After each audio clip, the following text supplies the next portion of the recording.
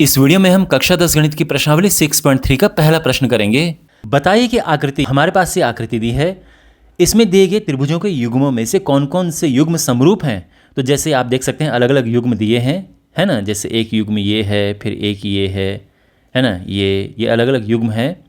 हमने बताने कि इनमें से कौन से युग्म समरूप हैं और उसके बाद हमने समरूपता की कसौटी को लिखना है जिसकी वजह से ये समरूप है।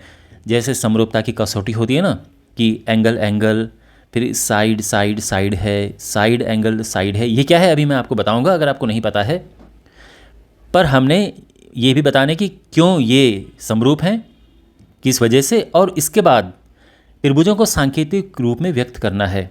सांकेतिक रूप में व्यक्त करने का मतलब है जैसे हम लिखते हैं ना कि त्रिभुज ABC समरूप है त्रिभुज PQR के, तो ये है उसको सांकेतिक रूप में लिखना, क्योंकि ये भी ज़रूरी है। बहुत सारी बार स्टूडेंट्स क्या करते हैं कि कहीं पे जैसे मान लो कि QPR लिखना है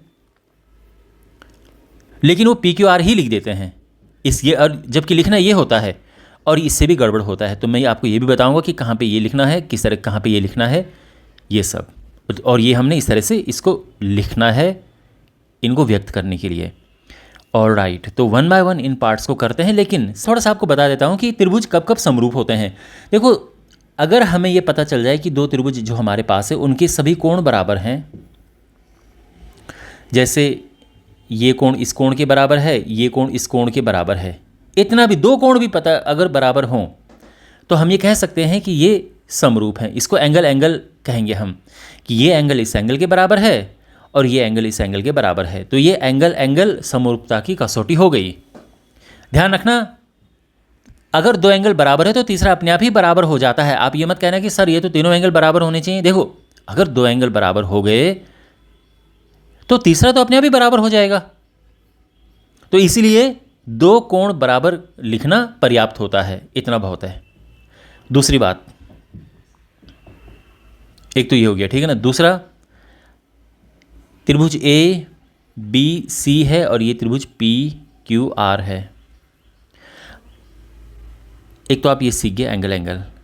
दूसरी बात, मान लो कि यहाँ पर ये नहीं दिया कि दो कोण बराबर हैं, लेकिन कुछ और चीज़ें दी हैं। क्या दिया है कि ये भुजा मान लो कि 2 है और ये भुजा 4 है, ये भुजा 3 है, ये भुजा 6 है, और दिया है कि ये कोण इस कोण के बराबर है।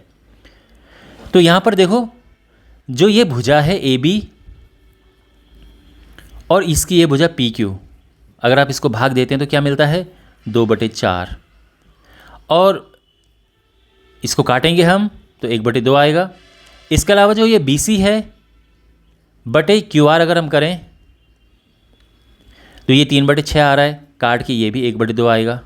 तो यानी ये जो भुजाएं हैं ये समानुपात में हैं, और साथ में ये कोण इस कोण के बराबर तो है ही।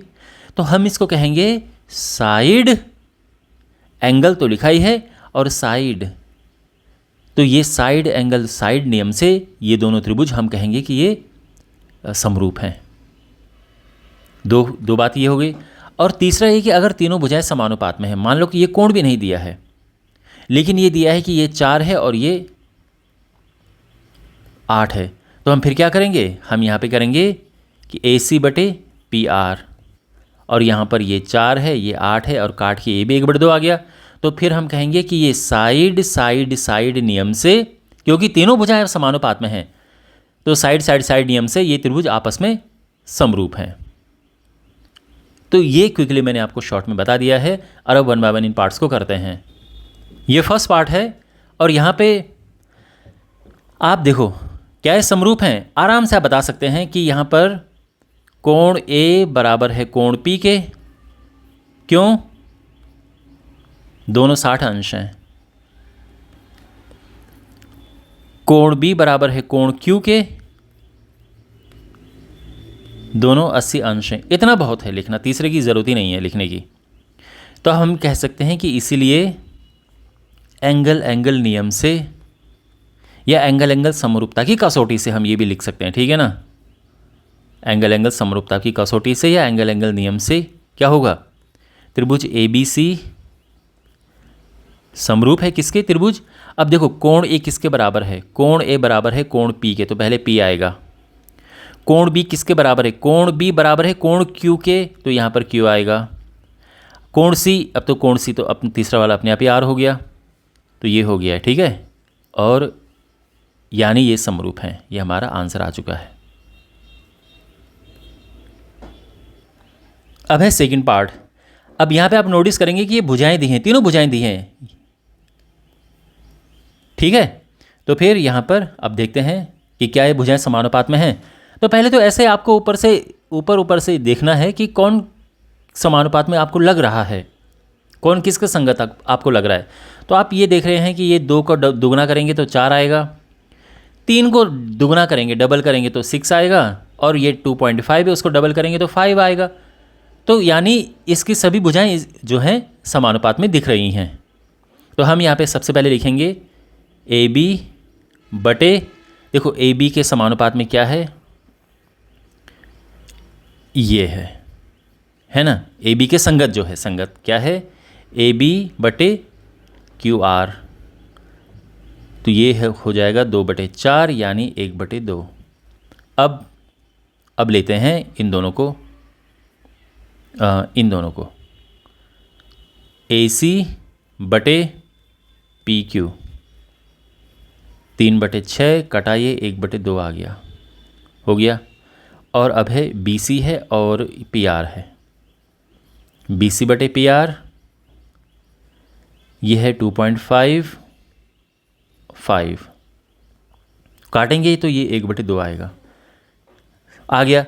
यानी हम लिखेंगे कि इसीलिए साइड साइड साइड, क्योंकि तीनों भुजाएं की तीनों संगत भुजाएं जो हैं इनकी ये समानुपाती हैं। साइड साइड साइड नियम से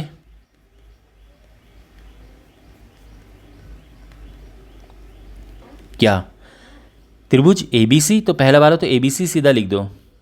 अब ये देखो कि कौन सा कोण किसके बराबर है, कोण A किसके बराबर है। तो ये देखने के लिए एक काम करो, मैंने बताया था ना कि ये भुजा बिल्कुल इसकी दोगुना ये हो रहा है, तो ये आपस में संगत भुजाएं हैं, तो संगत भुजाओं के सामने के कोण भी संगत होंगे। यानी इसके सामने ये कोण है ना, इस भुजा के सामने ये कोण है और इस भुजा के सामने ये कोण है, तो कोण C और कोण P तो आपस में हो गए बराबर। अब इसका दुगना क्या था, ये था, तो यानी ये संगत भुजाएं हैं। तो ये जो 3 है इसके सामने ये कोण आ गया, ऐसे ही जो 6 है उसके सामने ये कोण हो गया, तो संगत भुजाओं के सामने की कोण संगत, 2 ये हो गए, तीसरा वाला अपने आप ही बराबर हो गया। तो कोण A किसके बराबर है, कोण A बराबर है कोण Q के, तो यहां पे पहले हम Q लिखेंगे। फिर कोण B किसके बराबर है, कोण B बराबर है कोण R के। और कोण C किसके बराबर है, कोण C बराबर है कोण P के। वैसे तीसरा वाला तो अपने आप ही P हो जाएगा, ठीक है, उसमें देखने की ज़रूरत भी नहीं है। और ये हमारा आंसर आ चुका है कि ये समरूप हैं, ठीक। अब हमारे पास है ये थर्ड पार्ट, तो क्या ये त्रिभुज आपस में समरूप हैं। तो ये देखने के लिए देखो इनकी भुजाएं दी हैं, तो जब भुजाएं दी हैं तो हम ये देखते हैं कि क्या समानुपात में है भुजाएं। तो उसके लिए देखो इसका दुगना लग रहा है, ये मतलब है इसका दुगना, ये 3 का दुगना है 6, लेकिन ये है 2.7, इसका दुगना उसका दुगना 5 नहीं है, तो ये भुजाएं समानुपात में तो नहीं है। लेकिन चलो एक काम करते हैं फिर भी, और इसके अलावा कोई दूसरा तरीका नहीं है ना, हम ये नहीं सोच सकते कि 3 का दुगना 6 है तो कुछ 2 का 3 गुना 6 है तो फिर 3 का कुछ 3 गुने में हो, ऐसा कुछ नहीं है। कहने का ये मतलब है कि हम एक एक करके इनको लेते हैं। सबसे पहले हम यहाँ पे लेंगे कि क्या लें, सबसे पहले यहाँ पे तो इसका दुगना है ये, यानी MP बटे DE, ये MP है 2, DE है 4, यानी ये आ गया है 1/2। अब हम लेते हैं इसको, 3 का दुगना है 6, यानी LP बटे DF बराबर है 3/6 यानी 1/2। लेकिन अगर हम देखें यहाँ पे इन दोनों को, तो LM बटे EF ये है 2.75, तो ये काट के जो है, मतलब ये करके हम ये भी कर दें 27/50, तो हम कहेंगे कि चूँकि भुजाएं समानुपात में नहीं हैं, संगत भुजाएं समानुपात में नहीं हैं, इसीलिए ये जो त्रिभुज हैं ये समरूप नहीं हैं। ठीक है, और ये हमारा आंसर आ गया है, ये समरूप नहीं है। अब हमारे पास है ये त्रिभुज हैं। तो देखो पहली बात तो यहाँ पर क्या दिया है कि एंगल दिया है, कोण दिया है, ये कोण और ये कोण आपस में बराबर हैं। अब इसके अगल बगल की भुजाएं देखो कि क्या वो समानुपात में हैं। तो अगर आप देखें तो ये जो भुजा है इसका दुगुना करेंगे, डबल करेंगे तो ये आ रहा है, और इसका डबल करके ये आ रहा है। समझ रहे हैं आप? इसका डबल करके दुगुना करके 5 दूने 10, और इसका दुगुना करके ये आ रहा है। तो यानी ये SAS रूल से इस समरूपता कसौटी से ये समरूप हैं। तो हम यहाँ पर लिखेंगे सबसे पहले कि MN बटे PQ 2.5 बटे 5, तो ये कट के आ जाएगा 1/2, है ना, ये कटा 0/25 दूनी 50। फिर है कोण M बराबर कोण Q। क्यों? क्योंकि दोनों हैं 70 डिग्री। इसके अलावा यहाँ पर है इसका दुगना ये, यानी ML बटे QR, नहीं सॉरी, हाँ ML बटे QR, राइट 5/10, तो ये 1/2 आ रहा है। एक काम करते हैं, पहले इनको एक साथ लिखते हैं, इसको बाद में लिख देंगे।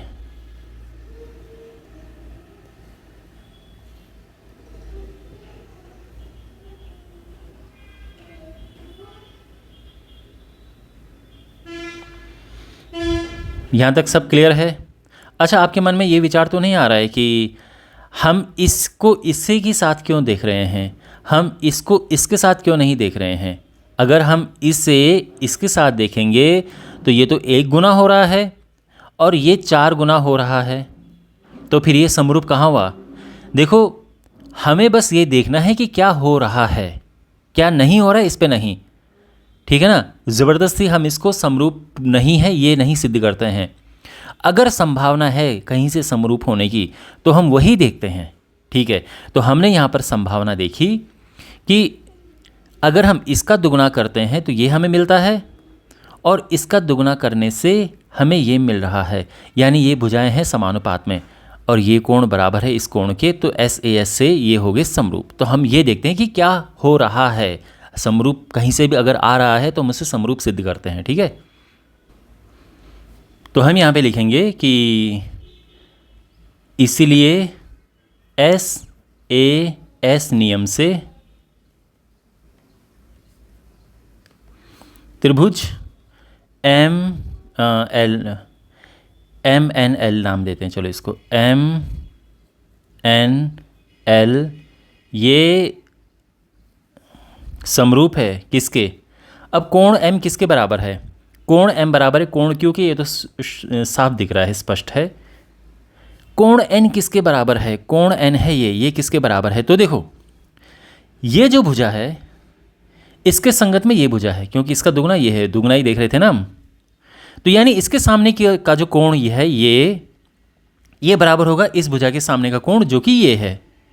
तो कोण N बराबर कोण P है।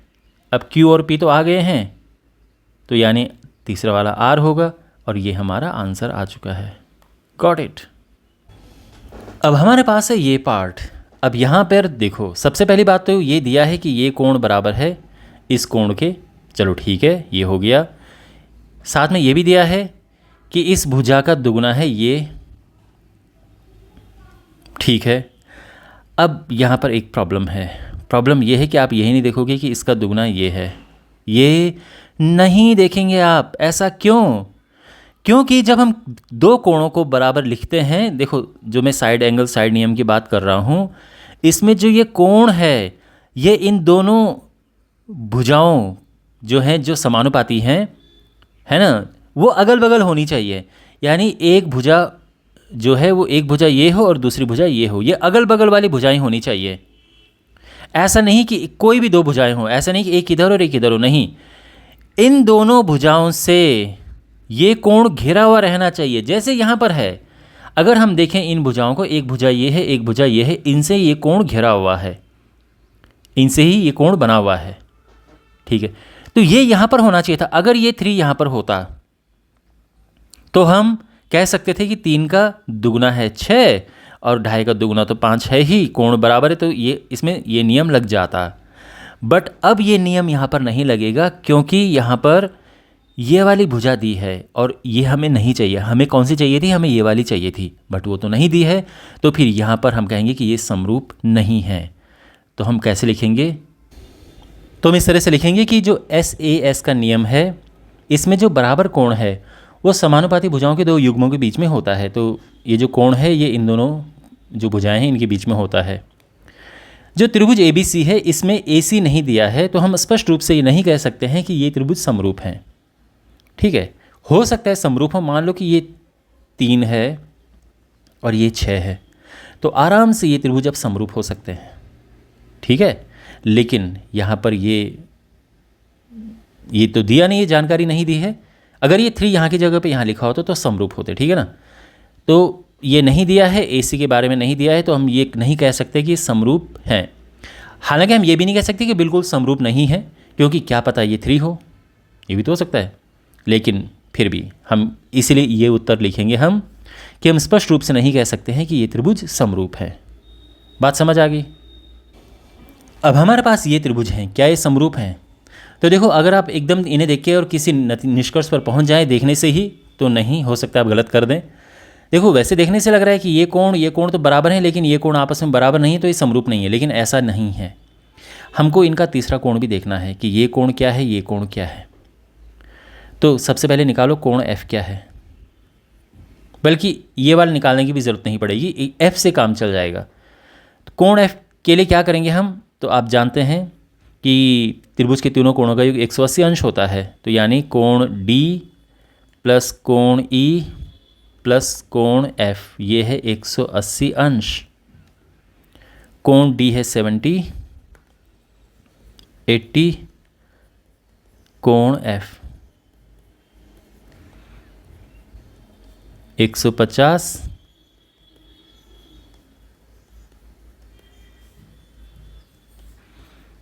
तो कोण F है 180 माइनस 150 यानी 30 अंश। ये आ चुका है 30 अंश, ओके।